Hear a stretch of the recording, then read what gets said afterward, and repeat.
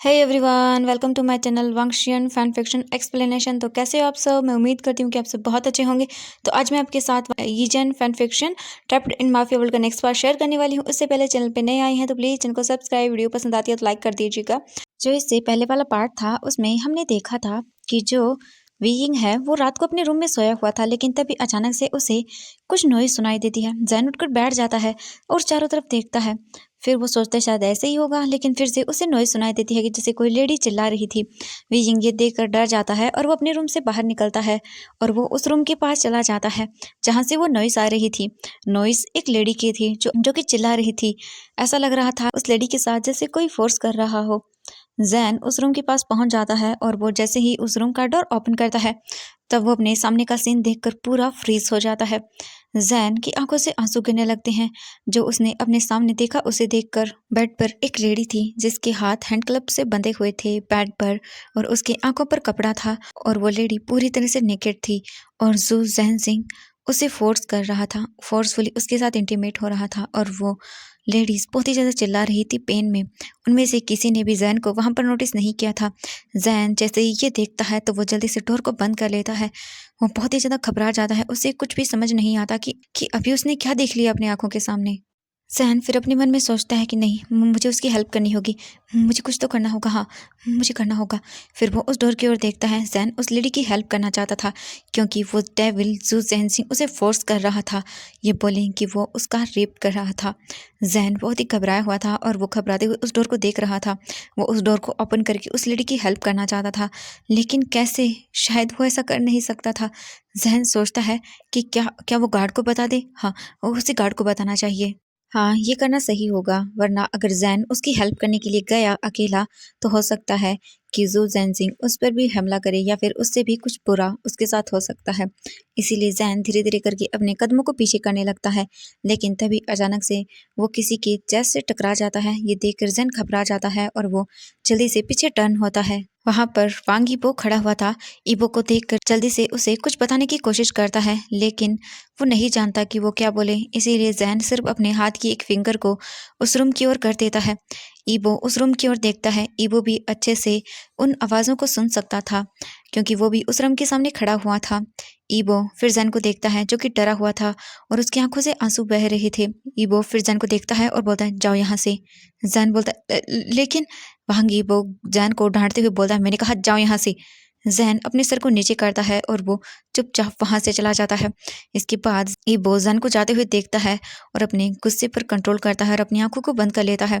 फिर वो उस रूम की ओर देखता है और गुस्से में चिल्लाते हुए बोलता है जू जैन सिंह, अभी की अभी रूम से बाहर निकलो। रूम के अंदर जू जैन सिंह जब ये आवाज सुनता है तब वो एक सेकंड के लिए रुक जाता है। फिर वो उस लेडी को देखता है जो कि उसके नीचे थी और वो लेडी भी वांगीपो की आवाज सुनती है। तब वो बोलती है please please help me, please please मेरी हेल्प करो, प्लीज कोई तो हेल्प करो। जू जैन सिंह जब ये देखता है तब वो कसकर उस लेडी को थप्पड़ मारता है और फिर उसके माउथ को बंद कर देता है। ईबो बाहर से चिल्लाता है और बोलता है जू जैन सिंह, मैंने कहा अभी के अभी रूम से बाहर निकलो, मुझे दोबारा बोलना बिल्कुल भी पसंद नहीं है। अगर तुम बाहर नहीं निकले अभी के अभी तो फिर I was war for you. Yibo अपनी डेंजरस वॉइस में ये सब बोलता है। रूम के अंदर जू जैन सिंह जब ईबो की इतनी डेंजरस वॉइस सुनता है तो वो भी डर जाता है और वो जल्दी से उस लड़की को छोड़ देता है और फिर बेड से नीचे उतरता है। फिर जल्दी से अपने क्लोथ को पहनता है और फिर वो जाता है और डोर को ओपन करता है। ईबो गुस्से भरी आंखों से जू जैन सिंह को देखता है। जू जैन सिंह अपने फेस को नीचे कर लेता है। ईबो जू जैन सिंह को देखता है और बोलता है अगर तुम्हें अपनी नाइट ही स्पेंड करनी थी किसी लेडी के साथ तो बहुत सारे प्रोस्टिट्यूट हैं, तुम वहां चले जाते या फिर बार में जाते और अपनी नाइट को वहां स्पेंड करते। किसी को भी फोर्स मत करो। अगर मैंने दोबारा से मेंशन के अंदर तुम्हें इस कंडीशन में देखा तो फिर ये तुम्हारे लिए बिल्कुल भी अच्छा नहीं होगा। समझ आया तुम्हें? ईबो जू जैन सिंह पर चिल्लाता है। जू जैन सिंह कुछ भी नहीं बोलता। वो अपने फेस को नीचे किए हुए रखता है, ईबो की ओर एक बार भी नहीं देखता और बिना कुछ कहे चुपचाप वहां से चला जाता है। ईबो पानी लेने के लिए किचन की ओर जा रहा था तभी उसने इस चीख को सुना था और वो ये देखने के लिए कि आखिर हो क्या रहा है वो भी उसी ओर आ गया था। इसी तरह ईबो यहाँ पहुंचा था। इसके बाद ईबो अपना फोन निकालता है और वो शुआन लू को कॉल करता है। शुआन लू जब फोन की रिंग को सुनती है तब वो उठती है और बोलती है हेलो मास्टर। ईबो बोलता है शुआन लू जल्दी से जल्दी मेंशन के लास्ट रूम के अंदर आओ। शुआन लू जब ये सुनती है तब बोलती है मास्टर क्या हुआ है? ईबो बोलता है, यहाँ पर एक लेडी की हालत बहुत खराब है, जल्दी यहाँ आओ और डॉक्टर को भी बुलाओ। शुआन लू घबराते हुए बोलती है, ओके मास्टर, मैं अभी आती हूँ वहाँ पर। ये बोलकर फिर ईबो फोन काट देता है। इसके बाद ईबो वहाँ से चला जाता है क्योंकि वो उस लेडी की हालत को नहीं देखना चाहता था, क्योंकि वो सिर्फ इमेजिन ही कर सकता था कि वो लेडी कितने पेन में होगी। कुछ देर के बाद ही शुआन लू वहाँ पर कुछ मेड्स और एक डॉक्टर के साथ आ जाती है। शुआन लू जैसे ही उस रूम का डोर ओपन करती है, वो जोर से चिल्लाती है क्योंकि उस लेडी की हालत बहुत ही ज़्यादा खराब थी। उस लेडी के लोअर पार्ट से ब्लीडिंग हो रही थी। अदर मेड्स जो थी, जब वो ये देखती हैं तब वो अपने सर को नीचे कर लेती हैं और शुआन लू जल्दी से जाती है और उस लेडी को ब्लैंकेट से कवर करती है और अदर मेड्स जल्दी से उस लेडी के हाथों को खोल देती है जो कि हैंड क्लब से बंधे हुए थे। इसके बाद शुआन लू जल्दी से उस लेडी के आंखों से उस ब्लैक कपड़े को भी हटा देती है। जैसे ही शुआन लू को वो मेड देखती है, वो जल्दी से उसे हग कर लेती है और बहुत ही ज़्यादा जोर जोर से रोने लगती है। उसके बाद डॉक्टर आता है और वो उस लेडी को अच्छे से ट्रीट करता है। उसके बाद शुआन लू और वो अदर मेड्स पूरी नाइट उस लेडी का अच्छे से ख्याल रखते हैं। ये लेडी इसी मैंशन के अंदर काम करने वाली एक मेड थी। ऐसे ही करके अब कुछ दिन बीत जाते हैं। कुछ दिन बीत गए थे। वो लेडी बहुत ही ज़्यादा बड़े सदमे में थी क्योंकि जू जेनजिंग ने उसका रेप किया था।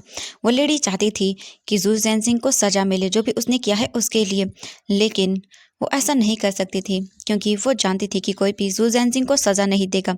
यहाँ तक कि वांग यीबो ने भी सिर्फ उसे डांटा ही था, उसे सज़ा नहीं दी थी, लेकिन ये बिल्कुल ही गलत था। वहीं दूसरी तरफ हम जैन को देखते हैं। जैन अब पहले से ठीक था, लेकिन अभी भी वो उस ट्रॉमा से बाहर नहीं निकला था। वो अभी भी उस चीज़ को भूल नहीं पाया था जो भी उसने अपने सामने कुछ दिन पहले देखा था। उसे वो चीज़ भूलने में बहुत ही ज़्यादा परेशानी हो रही थी। जैन अपने माइंड को डाइवर्ट करने के लिए गार्ड से बोलता है कि वो उसके लिए 2 रैबिट ला के दे उसे।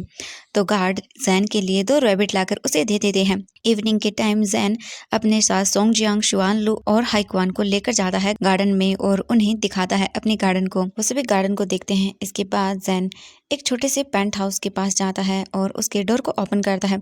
जैसे ही जैन पेंट हाउस को ओपन करता है तब सडनली उस पेंट हाउस से 2 रैबिट निकलकर बाहर आते हैं। सोंगजियांग, शुआन लू और वांग हाइशुआन जब उन रैबिट्स को देखते हैं तब वो भी बहुत ही हैप्पी हो जाते हैं।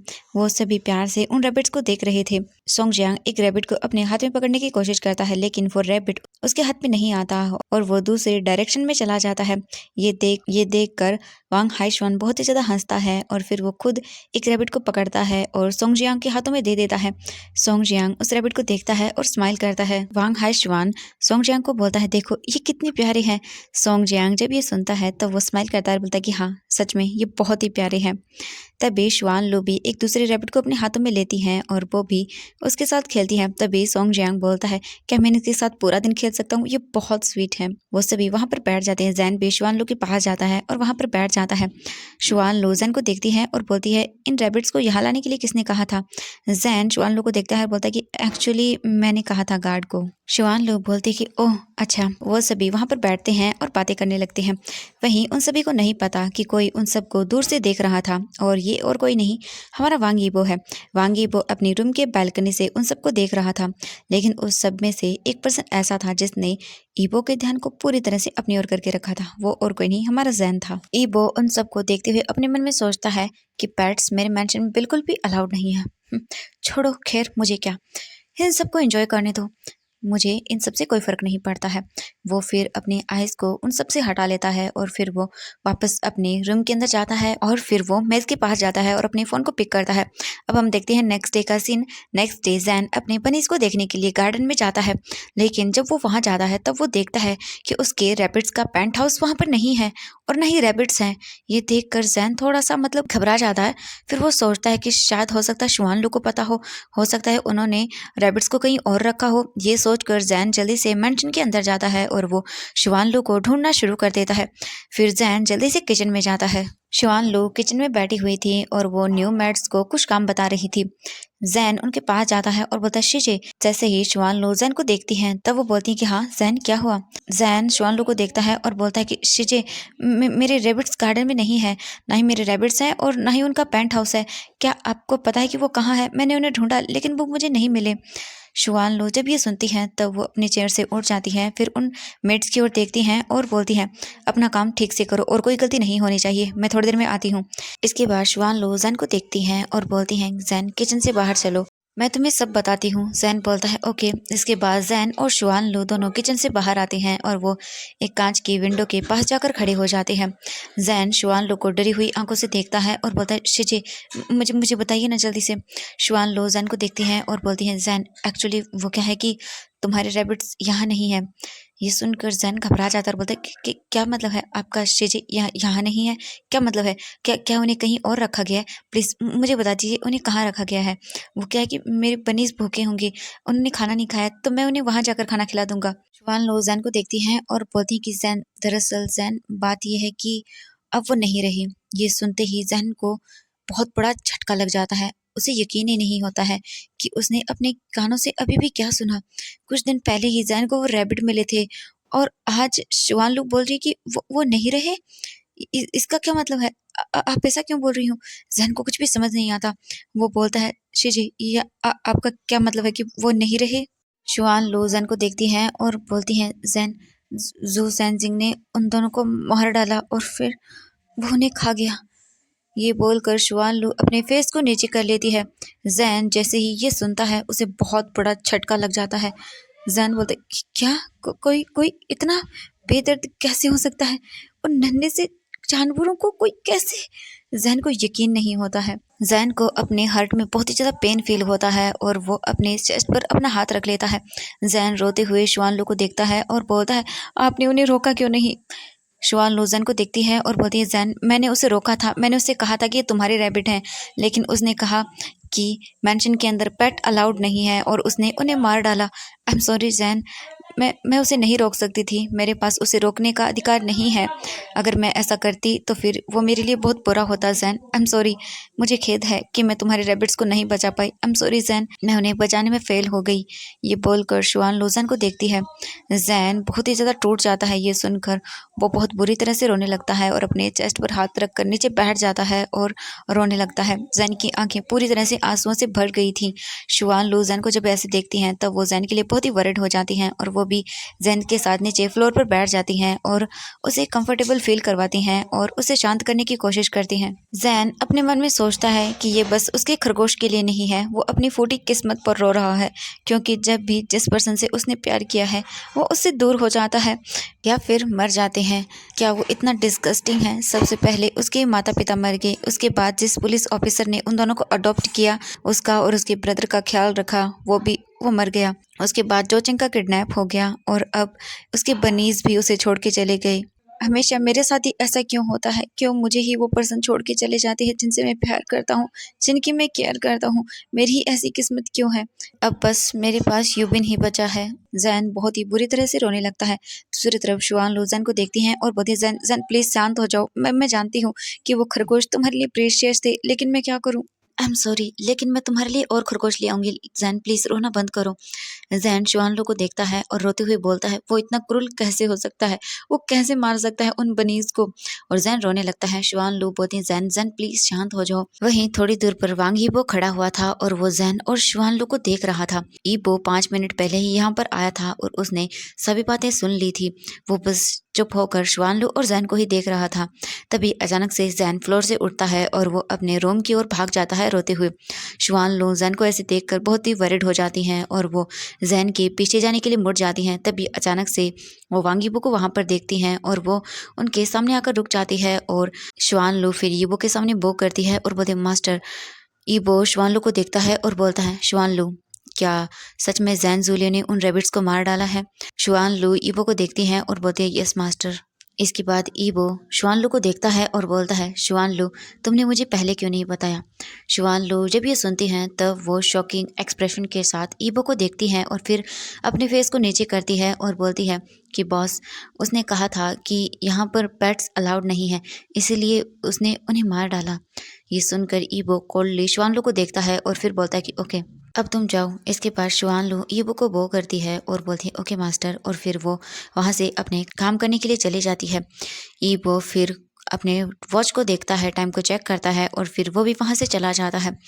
अब हम देखते हैं शुआन लू को। शुआन लू किचन में जाती है और फिर वो अपने और जैन के लिए कॉफ़ी प्रिपेयर करती है और अपने मन में सोचती है कि जैन सच में बहुत ही ज़्यादा इनोसेंट है। वो जब भी इस मेंशन में कोई भी बुरी घटना होती है तब बहुत रोता है। मैं उसके लिए बहुत ही ज़्यादा वरिड हूँ। वो मेरे बिल्कुल छोटे भाई की तरह है। फिर इसके बाद शुआन लू कॉफ़ी के 2 मग्स लेती हैं और वो जैन के रूम में चली जाती हैं। अब हम जैन को देखते हैं जो कि अपने रूम में है। जैन बहुत सारा पानी पीकर अपने बेड पर लेटा हुआ था और अपने साथ हुई उन सभी घटनाओं को याद कर रहा था। जैन रो नहीं रहा था इस टाइम, लेकिन उसके गाल अभी तक गीले थे आंसुओं से। और दूसरी तरफ शुआन लू जैन के डोर के बाहर खड़ी हुई थी और वो डोर को नॉक करती है। जैन जब डोर नॉक होने की आवाज़ सुनता है तो वो बेड से उठता है और डोर को ओपन करता है। शुआन लू को देखता है वहाँ पर जिसके हाथ में कॉफ़ी के मग थे। जैन शुआन लू को देखता है और बोलता है, शीजे आप। शुआन लू जैन को देखती है और बोलती है, जैन मैंने तुम्हारे लिए कॉफ़ी प्रिपेयर की है, तुम ले लो। जैन प्लीज़ मना मत करना। जैन फिर कॉफ़ी ले लेता है और फिर शीजे को देखता है और बोलता है, शीजे आपने मेरे लिए परेशानी क्यों उठाई, मैं खुद कर लेता। शुआन लू जैन को देखती है और बोलती है, जैन कोई बात नहीं, तुम मेरे छोटे भाई की तरह हो, तो मुझे इसमें परेशानी वाली कोई बात नहीं है। जैन ये सुनकर थोड़ा सा इमोशनल हो जाता है। इसके बाद शुआन लू जैन को देखती है और बोलती है, जैन आई एम सॉरी, लेकिन मैं तुम्हारे साथ ज़्यादा टाइम तो नहीं बिता सकती हूँ क्योंकि मुझे बहुत सारा काम रहता है। लेकिन जब भी तुम्हें कोई भी चीज़ की ज़रूरत हो या फिर तुम्हें कुछ भी पूछना हो तो मैं तुम्हारे लिए अवेलेबल हूँ, तुम मुझे कभी भी कुछ भी पूछ सकते हो। जैन ये सुनकर स्माइल करता है और बोलता है, कोई बात नहीं शीजे, आप अपना काम कीजिए, मैं ठीक हूँ, आपको परेशान होने की ज़रूरत नहीं है। शुआन लू बोलती ओके। इसके बाद शुआन लू वहाँ से चली जाती है। जैन फिर वापस से अपने रूम के अंदर आता है, डोर को बंद करता है, सोफे पे बैठता है और फिर कॉफ़ी पीने लगता है। अब 2 दिन के बाद ईबो और जू जैनजिंग दोनों ही उस नीलामी वाली जगह पर जाते हैं क्योंकि ईबो को वो ज़मीन किसी भी हालत में चाहिए थी। वो दोनों ही अपनी कार से उस जगह पर पहुंच जाते हैं। उस नीलामी के अंदर बहुत ही ज़्यादा रिचेस पर्सन आए हुए थे। ईबो और जू जैनजिंग अपनी पहचान को छुपाने के लिए दोनों अपने फेस पर एक मास्क को वियर कर लेते हैं। इसके बाद जू जैनजिंग और ईबो एक बहुत बड़े से हॉल के अंदर आते हैं। वहाँ पर ही वो जो ज़मीन बेचने वाला आदमी था वो भी वहीं पर बैठा हुआ था। ईबो और जू जैनजिंग भी वहाँ जाकर बैठ जाते हैं। इसके कुछ मिनट के बाद ही नीलामी वहाँ पर शुरू हो जाती है।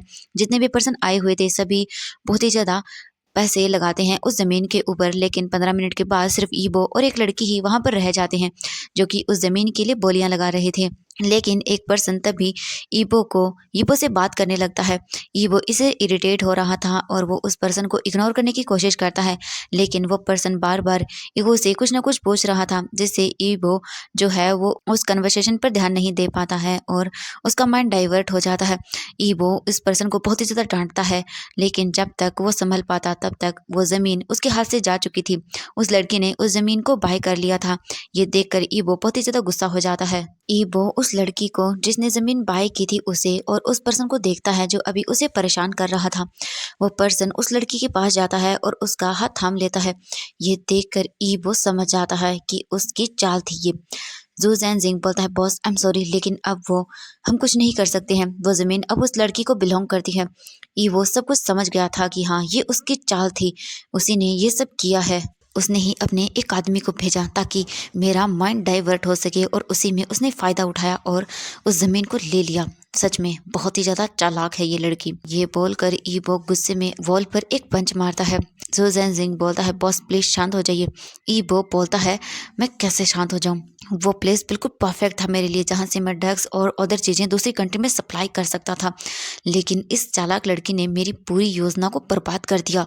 जू जैनजिंग बोलता है, बॉस प्लीज शांत हो जाइए, आप चिंता मत करिए, हमारे पास अदर ऑप्शंस हैं, हम उन्हें भी ट्राई कर सकते हैं, आप चिंता मत करिए, प्लीज़ चलिए हम बाहर चलते हैं हमारे स्ट्रेस को दूर करने के लिए। ईबो फिर अपनी आइज़ को बंद करता अपने गुस्से को शांत करता है और अपना सिर हाँ में हिलाता है। इसके बाद जू जैनजिंग और ईबो दोनों वहाँ से बाहर के लिए निकल जाते हैं। कुछ ही देर के बाद में ईबो और जू जैनजिंग दोनों ही बाहर पहुँच जाते हैं। दोनों बार के अंदर जाते हैं और बारटेंडर के पास जाकर खड़े हो जाते हैं। जू जैनजिंग बारटेंडर को देखता है और बोलता है, हम दोनों के लिए स्ट्रॉन्ग ड्रिंक बनाओ।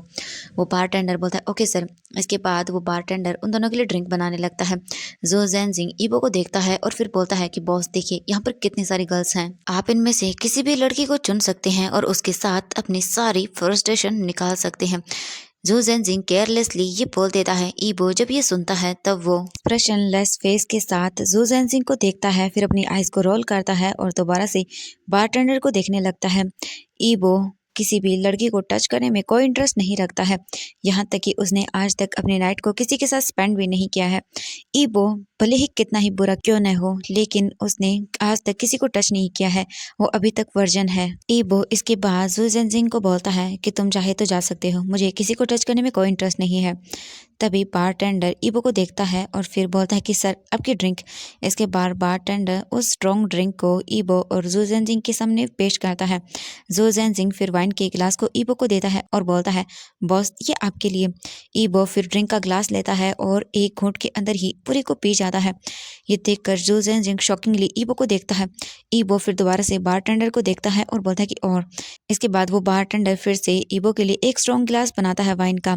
ईबो दोबारा से उसे एक ही जिप के अंदर पूरा पी जाता है। दूसरी तरफ जू जेनजिंग धीरे धीरे वाइन को पी रहा था और वो ईबो को देख रहा था। जू जेनजिंग इस वक्त अच्छे से जानता है कि उसका बॉस बहुत ही ज्यादा स्ट्रेस में है, इसीलिए वो इतनी जल्दी वाइन को पी रहा है। 20 मिनट के बाद जू जेनजिंग और ईबो दोनों ही जाकर फिर चेयर्स पर बैठ जाते हैं। इस टाइम ईबो पूरी तरह से ड्रिंक हो चुका था और दूसरी तरफ जू जेनजिंग अभी भी होश में था। जू जेनजिंग ईबो को देखता है और अपने मन में सोचता है बॉस आपने मुझे उस पिच के साथ इंटीमेट होने के लिए डांटा था ना, तो अब देखिए आपका क्या हाल होता है। अब आपको पता चलेगा कि किसी के साथ इंटीमेट होने से कितना अमेजिंग फील होता है। बहुत जल्द आप भी ये प्लेजर फील करोगे बॉस। ये सब बातें अपने मन में सोचकर जू जेनजिंग एक डेविल से स्माइल देता है और वो ईबो को देखता है और फिर बोलता है कि बॉस उस लड़की ने आपको चीट किया है, उस लड़की ने आपके माइंड को डाइवर्ट किया, जिस वजह से आपका ध्यान उस पर्सन से हट गया और के हाथों से एक गोल्डन अपॉर्चुनिटी चली गई उस लड़की की चतुराई की वजह से। तो क्या आप बॉस बहुत ही ज्यादा सैड हो इसके लिए? तो एवरीवन आज के लिए बस इतना ही, मिलते हैं नेक्स्ट पार्ट में। आई होप कि वीडियो पसंद आई है तो प्लीज लाइक कर देना। ओके तो देखते हैं नेक्स्ट पार्ट में कि आगे आखिरकार जू जेनजिंग करने क्या वाला है। सच में क्या वो ईबो का माइंड डाइवर्ट कर देगा? आखिरकार उसके माइंड में चल क्या रहा है? ओके तो ये सब देखने के लिए प्लीज वीडियो को लाइक, चैनल को सब्सक्राइब जरूर कर दीजिएगा। ओके बहुत ही जल्दी मैं आपका नेक्स्ट पार्ट इसके साथ शेयर कर दूंगी, तो चलिए आपके साथ शेयर कर दूंगी। तो bye bye everyone, have a nice day.